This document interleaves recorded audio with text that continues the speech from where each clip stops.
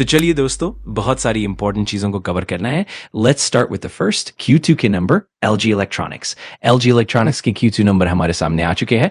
पिछली बार कंपनी की listed income 63,000 plus थी और एक साल पहले 61,800 के आसपास थी, यानी 61,800 से 62,500 तक ईयरली जंप देखने को मिला। लेकिन क्वार्टरली कंपैरिजन में गिरावट है। पहले 63,300 था, जो अब 63,500 रह गया। लेकिन सिर्फ इनकम से बात नहीं बनती, ये कोई स्टार्टअप नहीं है, खर्चे भी देखने पड़ेंगे। यदि हम 57,256 और 57,000 के खर्चे इनकम से घटाते हैं तो प्रॉफिट निकल कर आता है। कंपनी अब भी प्रॉफिटेबल है, लेकिन एक साल पहले प्रॉफिट 5,307 करोड़ था, अब प्रॉफिट 3,894 करोड़ रह गया है। यानी ईयरली गिरावट भी है और क्वार्टरली गिरावट भी है। इनकम ठीक ठाक थी, लेकिन खर्चे तेजी से बढ़ गए। EPS भी देखें तो 5.7, 4.7, 5.6 और 7.89 के बाद अब EPS 5 के आसपास आ गया है। यहां भी क्वार्टरली और ईयरली दोनों में गिरावट साफ दिखती है। ओवरऑल LG इलेक्ट्रॉनिक्स के नंबर वीक आए हैं। अब बात करते हैं NSTL की। इनके कंसोलिडेटेड नंबर भी आ चुके हैं और कंपनी अभी हाल ही में लिस्ट हुई है। सबसे पहले सीक्वेंस नंबर 969 पर आते हैं। टोटल इनकम पिछली बार 57,600, उससे पहले 13,800, अब करीब 43,200। क्वार्टरली और ईयरली दोनों में स्ट्रॉन्ग जंप देखने को मिला है। अब NPAT देखते हैं, प्रॉफिट आफ्टर टैक्स।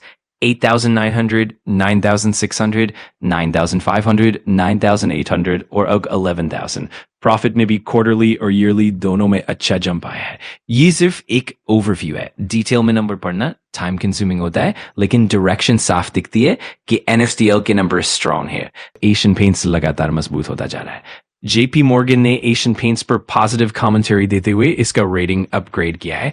इसी वजह से एशियन पेंट्स में तेजी बनी रही और आज ग्रो में तो 17% की जबरदस्त रैली देखने को मिली। IPO प्राइस से लगभग 53% ऊपर चला गया। बाद में प्रॉफिट बुकिंग आई, लेकिन शॉर्ट टर्म इन्वेस्टर्स को ज्यादा डिसअपॉइंटमेंट नहीं हुआ। अब आते हैं टाटा मोटर्स पर। टाटा मोटर्स ने पहली बार अपने नंबर अलग अलग एंटिटीज के रूप में दिए हैं। एक Tata Motors CV commercial vehicles, 2 Tata Motors PV passenger vehicles।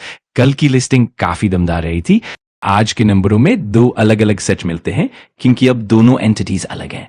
Commercial vehicle CV business income 17,000, 17,800, 18,700 growth दिख रही है, लेकिन एक्सपेंडिचर भी बढ़ गए हैं। 15,900, 16,700, 19,200। Income expenditure equals final profit loss, और यहां कंपनी 867 करोड़ का लॉस दिखा रही है। पहले ये बिजनेस 2-3 क्वार्टर से प्रॉफिट में था, तो अचानक प्रॉफिट से लॉस कैसे? रीजन पेज 7 के मुताबिक टाटा कैपिटल से जुड़ी अकाउंटिंग एडजस्टमेंट्स के कारण लगभग 2,000 करोड़ का एक्स्ट्रा एक्सपेंस ऐड हुआ है। इसी वजह से प्रॉफिट अचानक लॉस में बदल गया। कई मीडिया आर्टिकल्स में भी यही बात हाईलाइट की गई है। अब एक ऐसी चीज की बात करते हैं जिसका इंतजार हम सबको था, इन्फ्लेशन डेटा, CPI डेटा। पहले भी मैंने बताया था कि US गवर्नमेंट शटडाउन की वजह से इन्फ्लेशन डेटा डिले हो सकता है।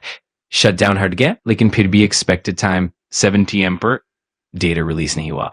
जॉब्स डेटा नहीं आया, इन्फ्लेशन डेटा नहीं आया, और जो भी नंबर्स दिख रहे हैं वो सिर्फ एस्टिमेट्स है, एक्चुअल नहीं।